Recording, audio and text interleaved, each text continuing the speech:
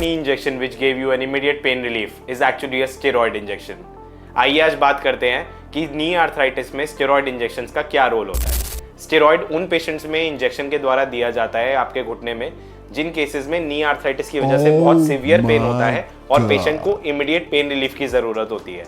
ये जानना बहुत ज़रूरी है कि स्टेरॉइड्स का जो रिलीफ होता है वो शॉर्ट टर्म में तो बहुत अच्छा होता है, यानी कि 6 हफ्ते से 3 महीने तक आपको बहुत अच्छे से आराम महसूस होगा, लेकिन वर्ल्ड वाइड स्टडीज़ यही कहती हैं कि लॉन्ग टर्म में स्टेरॉइड्स का कोई रोल नहीं होता है।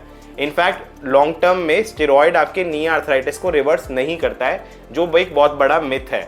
और साथ ही साथ आपको ये भी पता होना चाहिए कि आपको बार बार स्टेरॉइड लगवाने की ज़रूरत पड़ सकती है और बार बार स्टेरॉइड लगवाने से इसकी एफिकेसी भी कम होती जाती है। यानी अगर पहली बारी में जितना दर्द में आपको आराम महसूस होगा, शायद दूसरे इंजेक्शन से आपको उतना आराम ना महसूस हो। पहले इंजेक्शन के बाद अगर दूसरे इंजेक्शन की ज़रूरत आपको 3 महीने में पड़ गई, तो हो सकता है दूसरे इंजेक्शन के बाद तीसरे इंजेक्शन की ज़रूरत आपको अगले 1 महीने में ही पड़ जाए। And you should also understand कि लॉन्ग टर्म में स्टेरॉइड देने से, मल्टीपल इंजेक्शन ऑफ स्टेरॉइड देने से कार्टिलेज की हीलिंग भी हैम्पर होती है, जो चिकनाई की परत होती है वो हील भी नहीं हो पाती है और साथ साथ आपकी बोन क्वालिटी भी पुअर होती जाती है।